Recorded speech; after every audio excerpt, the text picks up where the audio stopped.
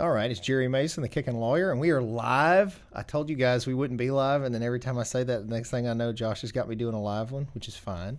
But we're here for another Law Talk, so hopefully if you guys see this, feel free to comment because we'd be happy to respond.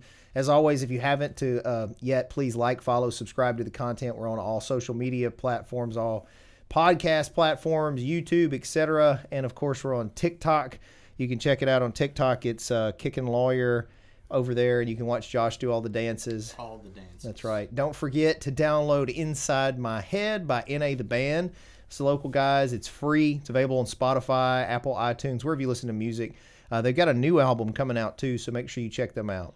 And then we've got Michelle Allen's a longtime sponsor of the show. She's your go-to if you're going to buy, sell, rent, lease, real estate, anything with that. She's also just a good community leader, so holler at her with Cry Like Realtors.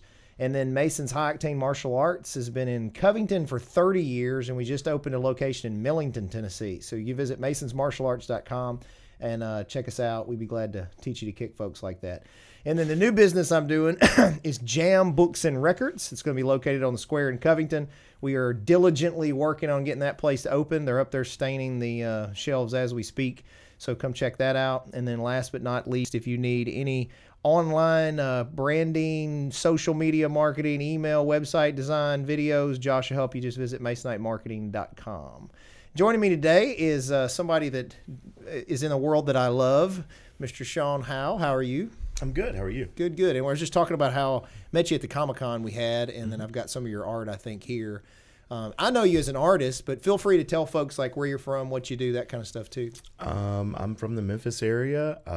Art is my full-time thing now. Art and dad. And that's pretty much it. That's a full-time gig, in itself, right? So you do, because I was talking to Josh about this earlier. I know you do. I'm sure you do commissions and stuff too. And then you go to the shows and sell art that you've made yourself. Do you do comic book work at all or any other? I do. I'm a freelance illustrator, and I do a lot of covers for independent publishers. You know, I've worked for the bulk of my cover work has been for a company called Three Heads Productions. It's got kind of a shared monster verse going on. It's got Vampires of New Jersey, Witches of Westchester, Werewolves of Brooklyn, and couple of other small unrelated titles, but it's a huge thing on Kickstarter. I mean, it funds usually within about 10 minutes of every time they drop a Kickstarter. Nice. So I typically do 2 covers for them, you know, one PG and one, you know, not PG. I understand. And, yeah. So how did you get into this? Were you a big comic book fan, or was it just you're an artist in school, or how? Definitely. When I was a kid, I was a big comic book fan, and you know, I grew up in the 80s and 90s. I wanted to be Jim Lee, Todd McFarlane, those guys. And when I went to college, I was set. I was like, yeah, okay, I'm going to go work for Image. Everything's going to be great. And I just burned out in college. I quit drawing altogether and stopped drawing for like 13 years.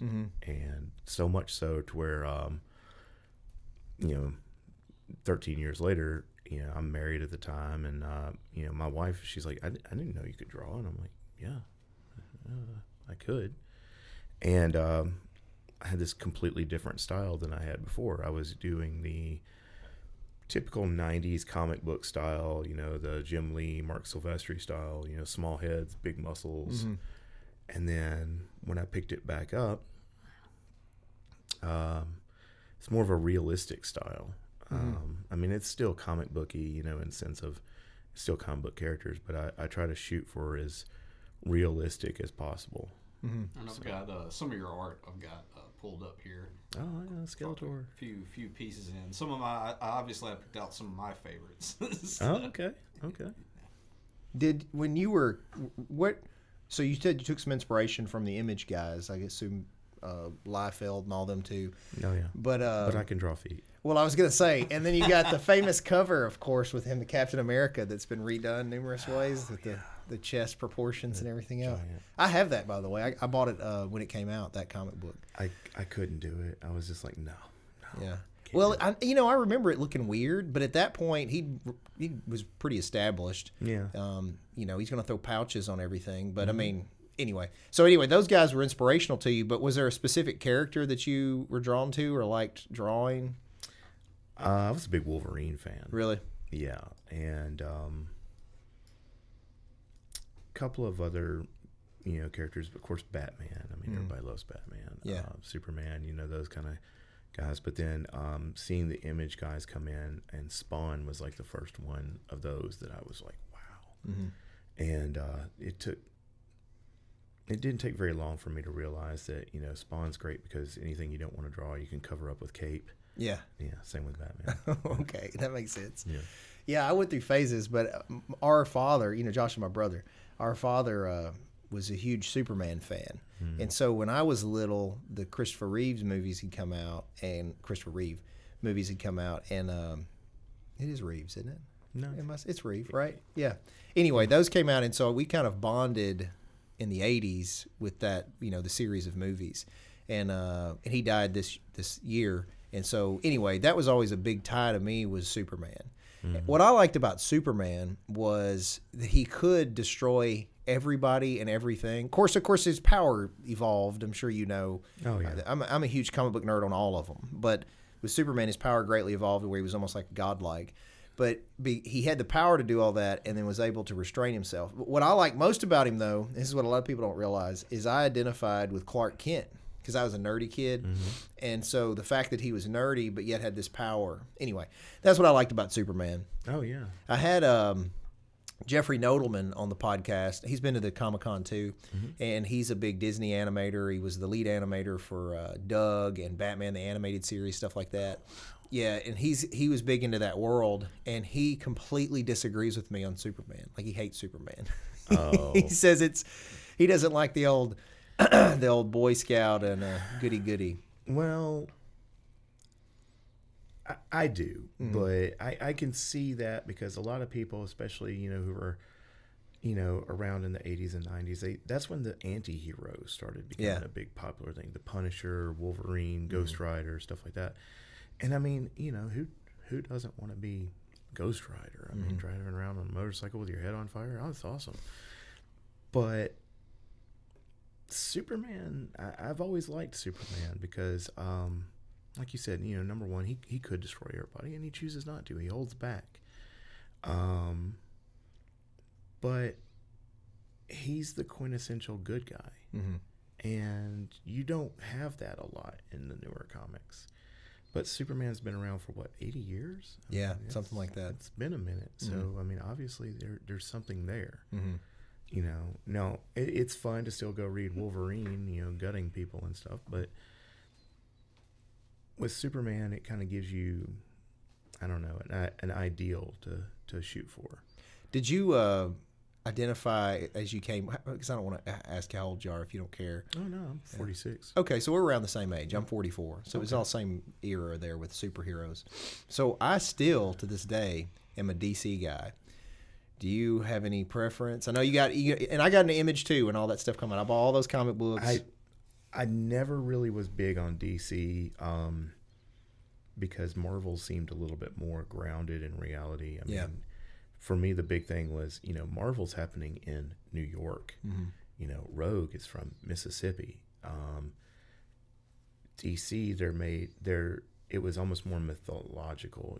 They're from Mount Olympus, basically. They're, a metropolis, which, well, I guess Metropolis does exist, but, not exactly. Not on the scale that they did there, yeah. Yeah. And Gotham City, right. Central City, all of them were. Right. And it just always seemed a little bit more old school, which is cool sometimes when you want that, but especially, back then, I was more of a Marvel, X-Men, that kind of guy.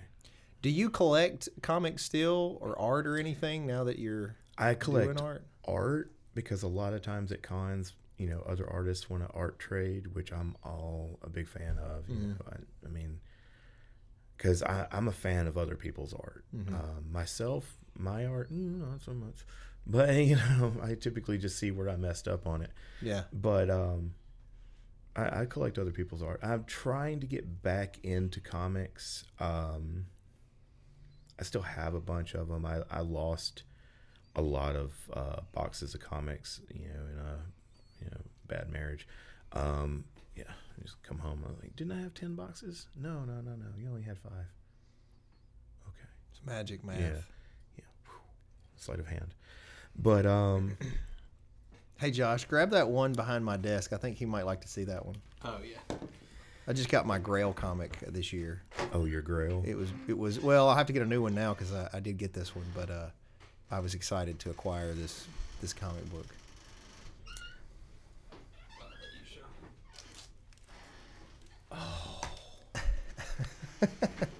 Oh, that's pretty. Yeah, it's pretty, isn't it? So I'll tell you what, I'm sure you know what it is, but I'll let most people watching don't have any idea what that is. But anyway, Incredible Hulk 181. That's my 2 big favorites from Marvel is the Hulk and Wolverine. Yeah. Because I identified more with the Hulk growing up. Mm-hmm. You wouldn't like me when I'm angry because I was a bigger kid. I was 6 feet tall in 8th grade, and the whole thing, I was a bit of a nerd and everything else, and that was before being a nerd was cool. Yeah. And it was like, man, I know I could just smack the hell out of this kid, but I'm not going to, bigger, stronger, but, and that's when they always kind of want to pick on you, and you're like, you know what, it's good enough just knowing I could. Yeah. Yeah, I was not a bigger kid, so I didn't really identify with Hulk. And like I said, the Superman thing was more because of the nerd end, but I was probably more of a Peter Parker type. I was a little smaller, nerdy guy. But I got into martial arts real big as a kid and through my teen years. So there was a phase I went through where I really identified with like the martial arts ends of them, even like Batman's martial arts skill. But I kind of liked on the DC end the opposite of what you mentioned. I kind of liked that it was fantasy, that it was like this is the ideal you aspire to. Whereas, Peter Parker's paying bills and stuff. Right. Well, I got to do that anyway. Right. So my position on it was more, I guess, I liked the fantasy of it. Yeah, the Marvel heroes are more flawed. It's like Tony Stark is an alcoholic, alcoholic problems. Sure. And, they have real life issues. Yeah, well, then that was something Stan Lee brought up, was they tried to make it more relatable. And I think they're great. I think the stories are great. I like both of them, really. Like I collect mostly DC and Marvel. I still collect comic books. Mostly DC and Marvel. There are a few independent titles that I enjoy. I got into Walking Dead before it got big. And then, what's the new one I was reading that was real good? I forgot. I usually what I do is I have a subscription service where I get them, and then I'll wait till I've got 6 or 8 months worth, because I don't like graphic novels. I like having the individual book and reading the individual books. I'm just sort of old school on that. I get that. So at my new bookstore, which Josh can throw our advertisement up, we're not going to have like individual comic books per se, but I have been buying over the last couple of years CGC comic books. And so we will have, including this one, we will have a pretty impressive collection of CGC graded comic books. They're on display where people can see them, and I would sell them, but they are going to be priced at a collector's personal collection price. In other words, I don't want to sell them. So like I would sell this, but like I wanted this my whole life pretty much, and I just got it this year, so I'm not in a rush to sell it. It's a gorgeous book. Yeah, it's very for this whole genre. I think this comic book is a good example of like the superhero genre. And then there's an argument. You may or may not know this because I'm a deep dive nerd on this stuff. So I have 180 also graded. I have 180, I have 181, and I have 182 graded. It's the first, second, and third appearance of Wolverine. Well, arguably. So some people say 180 is the first appearance of Wolverine. Because there's like a tiny little... At the end of the last page, he's busting through the cover. Yeah. And it's like a Beware the Wolverine or something like that. And then this, they fight in it, of course. And then the 182 is sort of the culmination of the resolution on this story and goes into another story. Well, you covered your bases, Yeah, well, but my point is, like, this one is the one, if you look at the... even the Wizard, what was the price guide called in the 80s? Not Wizard. We had Wizard. They had price guides. Overstreet. Overstreet. If you look at the 80s, 70s, or the 80s and 90s Overstreet price guide, it says 180 and has first appearance of Wolverine. It lists 180 as the first appearance. If you ask the writer, he says 180 is the first appearance. But for whatever reason, it got switched up in the 90s to where this is considered the grail of it. So anyway, I don't know if it matters, but it's interesting. I mean, Wolverine. It's so funny because he was nothing like what he is now in that book. The same thing with Deadpool. Yeah. I mean, everybody credits Rob Liefeld with creating Deadpool, and I guess he did, but that Deadpool's not the same. No, the character evolved. It's interesting. Big time. So you may not have an opinion on this, but what do you think about graded comics versus raw comics? Do you have any opinion on it? I completely understand grading a comic. And there's been plenty that I sold raw that I wish I'd sold graded because you can get exponentially more money. New Mutants 98 comes to mind because when I sold mine, I sold it for like $450, and had it been graded because it was pristine, it would have probably been a lot more. Yeah. Now that it's been established more, it still takes a lot for me to go, okay, I'm going to send you this book. Yeah. And it's going to be gone for months, and I'm going to just hope and pray everything goes well with it and it doesn't get damaged in shipping, because I've had a lot of art get damaged in shipping. Yeah, so that is a legitimate struggle. Now, I was hinting at more, some people are like, grading's a waste, you shouldn't do that. And then, some people are, like, I have more recently been collecting graded comic books. So Josh and I at the Memphis Comic Expo? Memphis Comic Expo. Had Agents of Slab was there. And like that's what they do is send them off. And Josh sent off three. I sent 4 off. Yeah. And he got them back in like 4 weeks, something like that. Of course, mine were all modern though. So you're lucky. Yeah, I sent off 13, and they told me that because some were older, some were this size, some were signed, all this, they were going to all be sent at different times. But I am gotten nervous because I've gotten one of them back, and it's been. You had sent a bunch of older ones though. Months. They said that the turnaround time on the older issues takes a lot longer than the. That's the first time we'd had any experience of actually sending them off. I've been buying them graded. Literally already graded. Today, I had to message Agents of Slab because my dad sent a Lady Death exclusive that he got from Brian Polito at Memphis Comic Expo. Okay. Off to them, and he hasn't got it back yet. And I'm like, okay. I might have gotten the same one because I got him to sign one and sent one off. The Elvis. I did. Sure did. Now, I don't remember which of the Elvis covers I ended up buying, but I did. They witnessed it and I had 3 Ninja Turtle comic books, including a Ninja Turtle #1. It was a 4th print. Yeah, 4th print. I bought it. Again, I've collected them for so long. Sometimes you get lucky and one pops off, that like I have a newsstand Amazing Spider-Man 3, I think it's 363, first appearance of Carnage, newsstand cover in pristine condition that I sent off to be graded. That Deadpool first appearance, I bought that in 94, 95 in a dollar bin.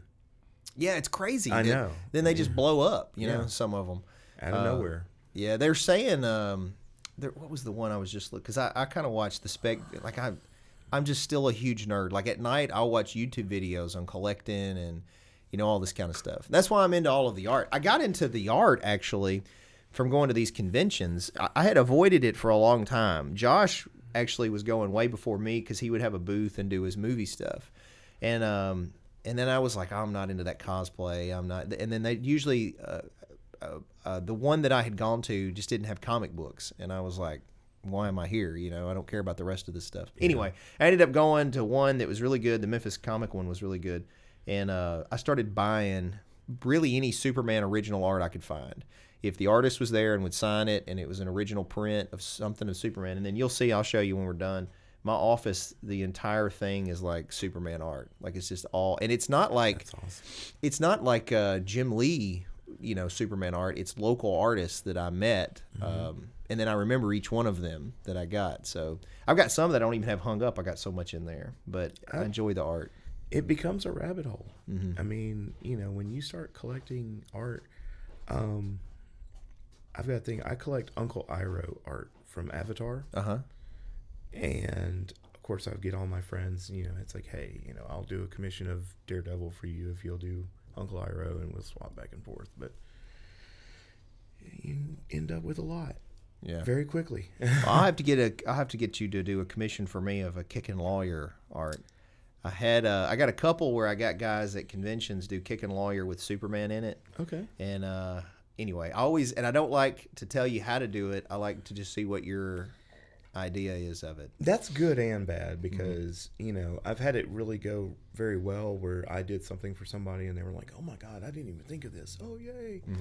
And then it's like, I really wanted her to be laying against the car, and you could have told me that, you know. Yeah. But, you know, and I just tell everybody when I do commissions for them, it's like, how do you want to go about doing this? Because I'm not the one that's got to look at it.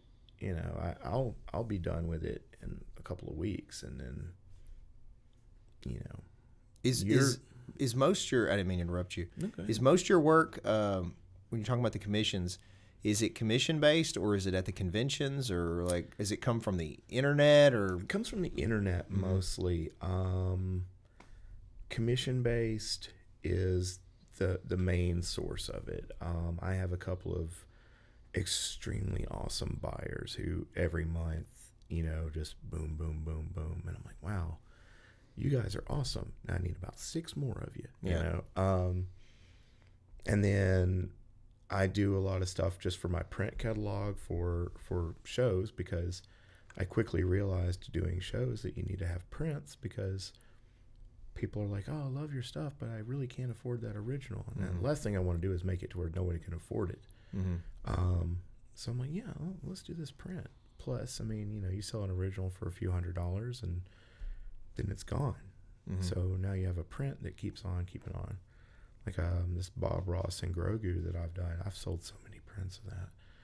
And it's like the most popular thing that I've done, which is good and bad. Now everybody's kind of tired of seeing it, you know, which I am definitely tired of seeing it. But it's also, you know, it's kind of what I'm known for. You know, people see it at the show and they're like, oh, yeah, I bought that from you at the other show. And it's like, yeah, we'll take a look through these books, and there's tons of new stuff.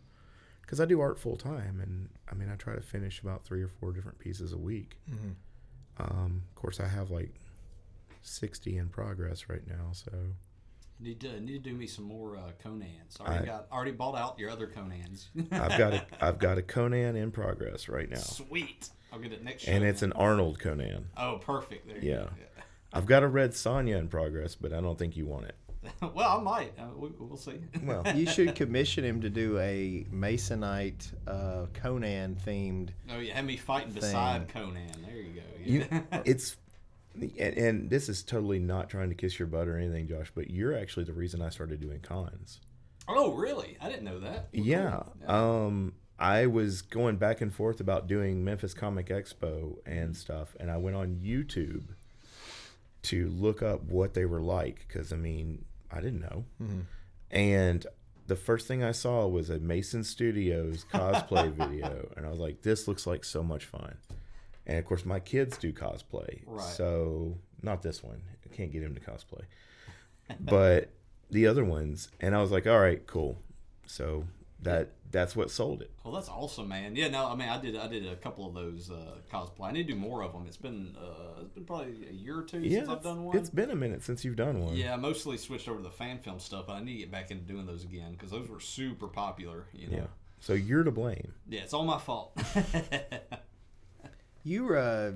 Which one's your favorite, Josh, of the cons? Obviously, Covington Comic-Con is number one. Yeah, obviously, it's the best Covington ever, Comic-Con was a banger. I loved that. And I've been trying to get into Covington Comic-Con for like 2 years, and every time I'm thinking I'm going to get in, Josh is like, no, man, we're full. I'm like, well, I tell you what, those are my people. I tell you what, on our convention it's been surprising to me. We really did want to be a comic convention, you know, comic book art, comic book inspired, whatever, comic books. And so we had trouble sort of getting some of the big vendors for that kind of stuff to come and to commit. So like one side of the place has been, comic theme artists, etc., and the other side has been, what other people that were interested in coming, which we appreciate. But the ones that come that do the comic books and the comic art make a killing, like, because so many of these people come for a comic convention, Like we only had this last one we had Marvin's Comics came, and he told me that he made the most that he's made. I think he said it was the second most he's ever made at a convention, at our convention. Now, the first day, he was the only one of the comic books. And he does big cons, too. Like, yeah. Comic Expo. The second day we did it, I noticed that a couple of the other vendors pivoted and brought comic books and then did better. Because there's still a demand for that. And I guess you got to think if the name has comic in it, a lot of people are thinking about comic books and art. There's just something about standing at a table with a bunch of long boxes on it. And flipping through them. Got it, need it, got it. There's just something about that you don't get anymore. Because, there's not many comic shops around anymore. Yeah. Well, there are, but... Well, a lot of them are really more toy shops, and then they'll have current issues. Very much so. There. And, they got big into a lot of spec right now is on these variant issues, but I'm just not into that. Like, I've gotten to the point where my collection's big enough. I'm collecting specifically for, grails that I need to fill. Now, there are a few runs that I still work on, like all the Superman titles. I'm literally trying to get full runs. I'm trying to get a full run of Justice League. Like, I have the original Justice League, like 1, 2, 3, 4, 6, and then various ones. I'm trying to fill that up. And then there are some modern runs that I have. Like, I do collect Conan. I collect... again, most of all the superhero titles I actively still get. Conan, old school Conan stuff was like such a huge inspiration. The Frank Frazetta, Bernie Wrights, and stuff. And when people ask me, they're like, "Oh, well, who are your influences?" It's like, man, it's all over the place. If you had to pick one favorite artist of all time, though, number one, who would be number one for you? Alex Ross. I was fixing to say Alex Ross. That's. See, mine would be Frank Frazetta. Yeah. So. I love Frank Frazetta, and I've got Frazetta art books and Luis Royo art books and Olivia art books and stuff because I love to draw people, mostly because there's not a lot of straight lines. I hate straight lines. A large part of what I do is a lot of pinup art. So, Olivia and Luis Royo and stuff like that factors into that. But, man, Alex Ross just, he made everyone look real. Yeah. And the first book I ever got that he did the cover of, and I didn't even know he did the cover of it until a few years ago, it was like a Terminator Burning Earth book from Dark Horse. It's this beautiful painted cover, the endoskeleton, and it's just like, oh. And of course, I see it in an Alex Ross interview. I was like, oh, of course that was Alex Ross. Why wouldn't it be? So yeah, he's pretty. I've got some of his stuff, and I've got some signed stuff. I don't have anything original, but one of my goals is to get like an original Alex Ross. But they carry hefty pennies now. But he's very talented. But, I like the diversity of art that you can get amongst that genre. Like the way you would draw Superman is going to be different than the way Jay Lee draws Superman or Jim Lee. It's all, And I love Jay Lee, by the way. Now, I did meet Jay Lee. He was at the Memphis Comic Expo 3 years ago. And he was sitting there. Here's what I did. Here's what dumbfounds me sometimes. He's sitting there in the artist row or whatever, alone. And there's this huge big line for somebody, I forget what he was giving away, some comic book or something. It was this whole big line of folks.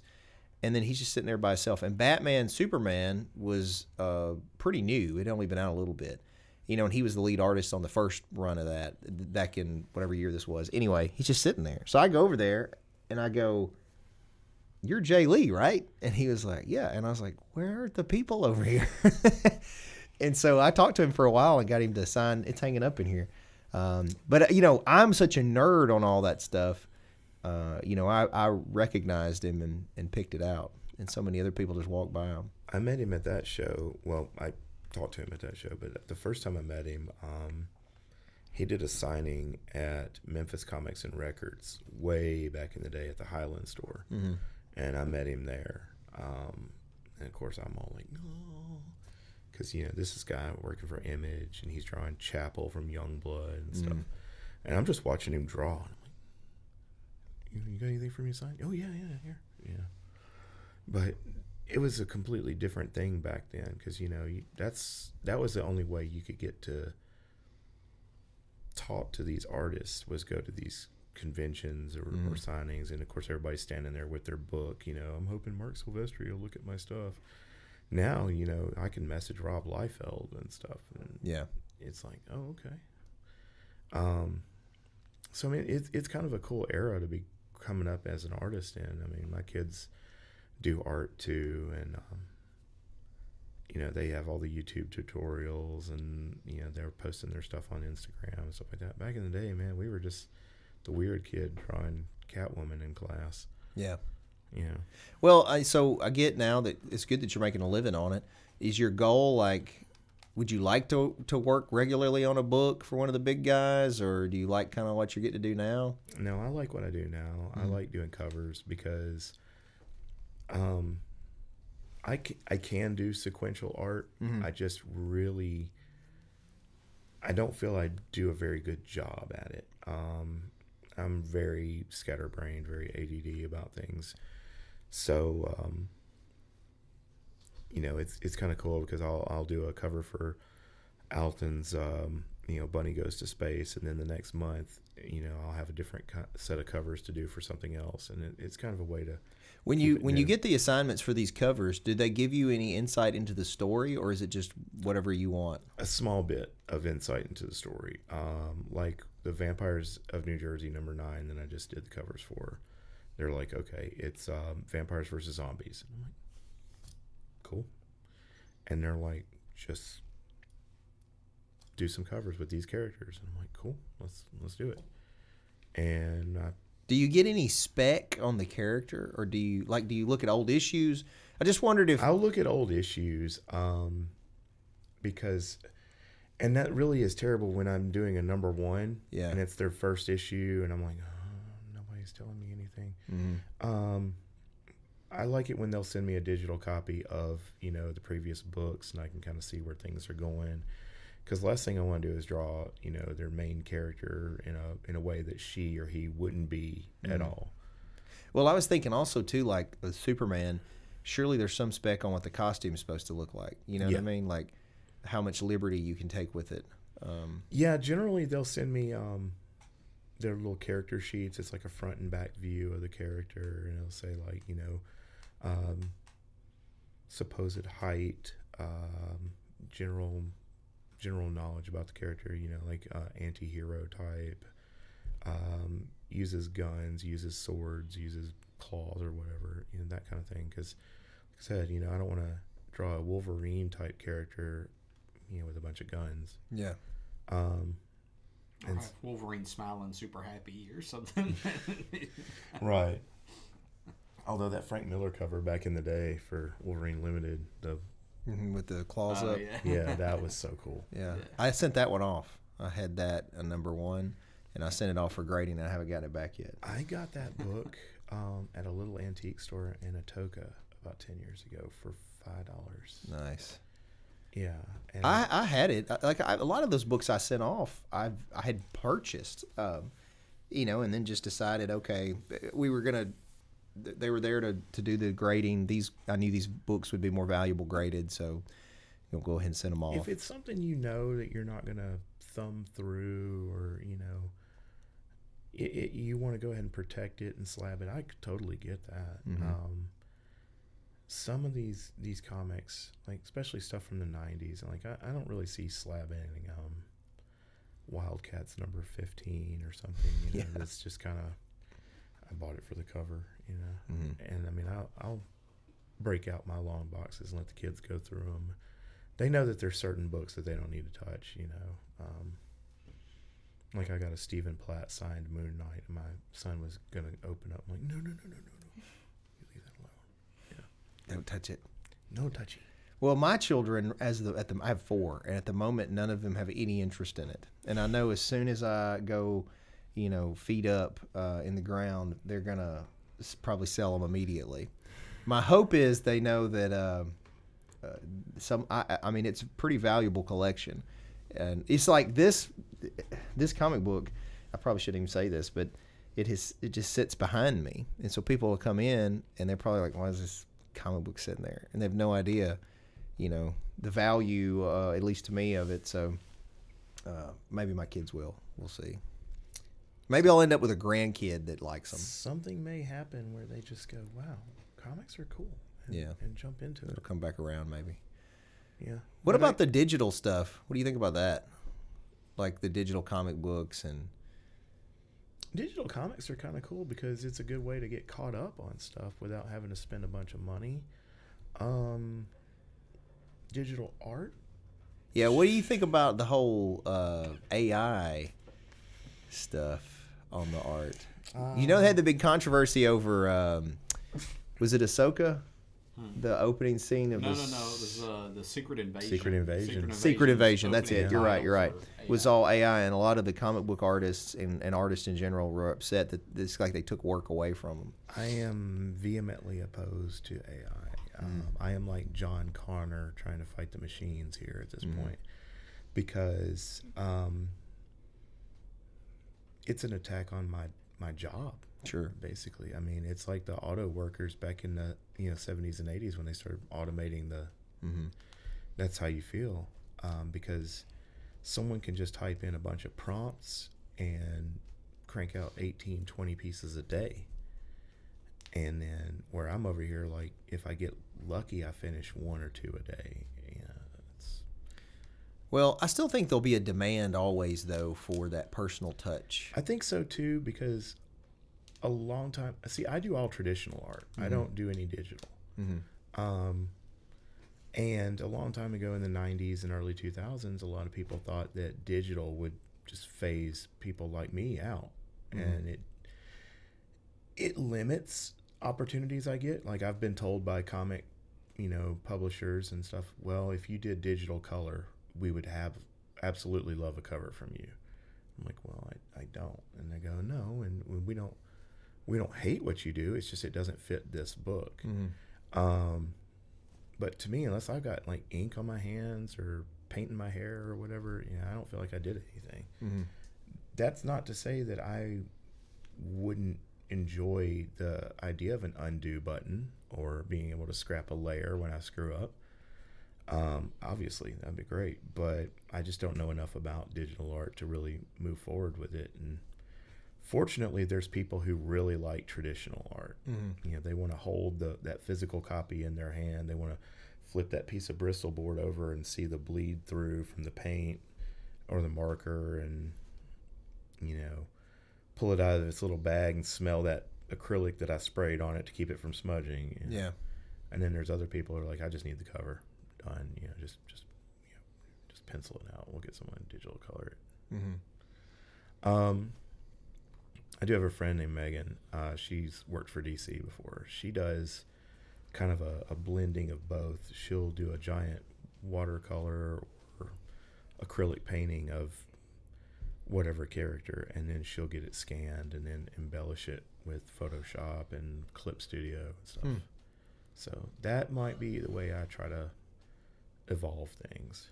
Well, I don't know that you have to. Like I said, I think there's a demand either way, but I don't know that a lot of people are, other than the risk of them killing us all, AI, I don't know that it's as definitive a risk to everyone in all fields as people are concerned with. Because there's some people that are always going to want that individual touch, personal touch, and then there are some things that I just don't know that it can replicate, at least not soon, that comes from the human mind. Well, it seems to be that people are aware of it now, because like at San Diego Comic-Con, there was a girl in Artist Alley who was told to leave because she was selling AI generated images.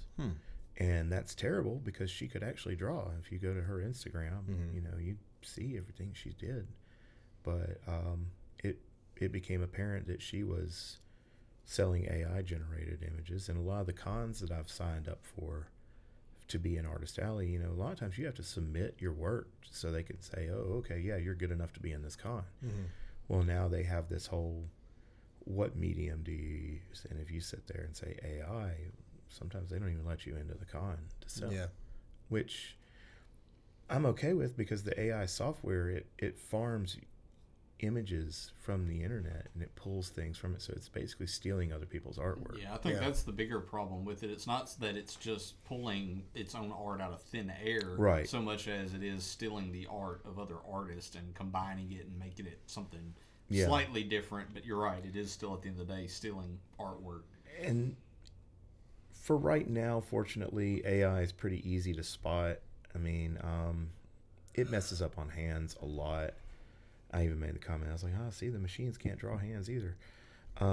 But you'll see like 6 fingers on Supergirl, or, you know, Wonder Woman's hair will blend into her ear or something. And so there's an Instagram account that I come across and showed my wife, because as I started looking at it, it was the initial photo I saw was almost too perfect. It was a blonde female. Mm-hmm. And the site links to these books, and what I think has happened is, and it may be a woman, it's some person though. I don't think it's this person in all these pictures. I think that is generated somehow, or somehow digitally adjusted, because some of the pictures you can tell it's not exactly the same person. Certain things are different sizes than in the other picture. It's like it's different, but they look real. It's sort of real. Anyway, the Instagram profile infers that this is the real person, and that they do these books, and that here's the link to the books because I'm an author. But all the photos are very scantily clad, very misleading. But I think I'm torn on that, because I think it's a clear deception. These people are going and maybe buying these books because they think this person, but I don't think it's this person. I think it's generated. I can show you when we get done, but it doesn't look, it's too perfect to be real. Especially when you can't find anything elsewhere. So I went into a dive to try to see who the actual person was, and there's no record of this person outside of the photos on this Instagram page. Anyway, it's interesting, but that makes me nervous. It makes me nervous that people are gullible enough to believe some of it too. For sure. You know, but either way, you know, the thing about technology and growth in general is it's one of those things where you either have to adapt to it, and it may be by having a premium service where you do individual stuff, you know, where you get rolled over by it. And I don't think it's going away anytime soon.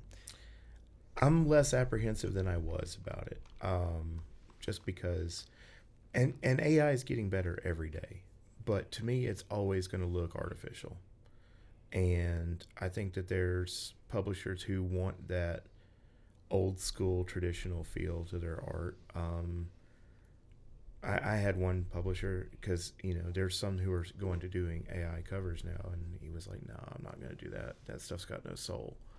And that's true. I mean, and that makes me feel better, because, you know, I try to put soul in mine. I try to make it look like, you know, yeah, okay, this line may be kind of wrong, but at least, you know, somebody did it, and not, you know, the T800. Yeah. You know? Yeah, we don't want the T800 for sure. Well, I've drawn the T800. Let everybody know where they can find your art, or if they need to get in touch with you for commissions and stuff. I'm on Facebook under my name, Shawn Howe. There is a Facebook page called Zero Dark 30, the studio of Shawn Howe. That's my fan page. I'm on TikTok as Shawnzilla77, and I am on Instagram as Shawnzilla. That's ShawnZilla art. All one word, so it's 2 A's. Yeah. Well, I appreciate you taking the time to come up and talk with us. Appreciate you having me. I always enjoy meeting artists and learning about you. And I think that's another thing that you can't create with AI, is the human component of knowing somebody, knowing if they get a commission from you, it's going to help feed your family and stuff too, you know? Well, that's the best part of doing cons is that personal interaction. I mean, I always joke around, I don't like people, blah, blah, blah, but I love cons. And I love meeting people, and you know, even when they're showing me their artwork, I've seen artists get mad about that, and they're like, dude, I was that guy, you know? So why would I get mad at them showing me their artwork? Yeah. I think that's a good attitude to have about it.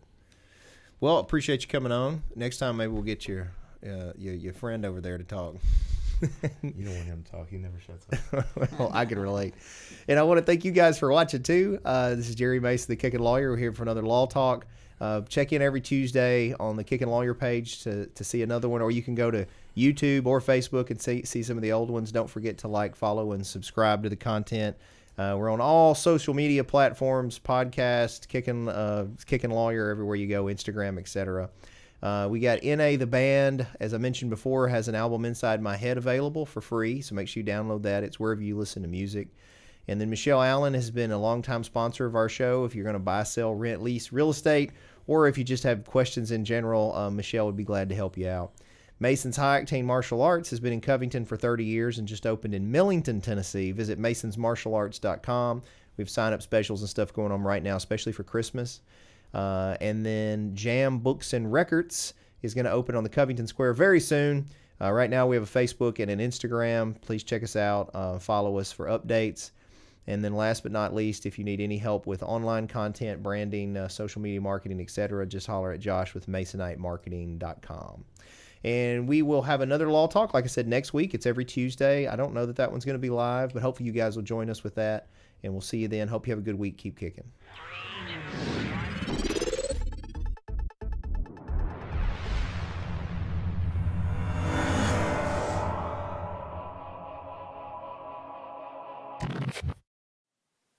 Thanks for watching, guys. Just remember that this is not legal advice or investment advice or business advice. This is for fun and entertainment purposes only.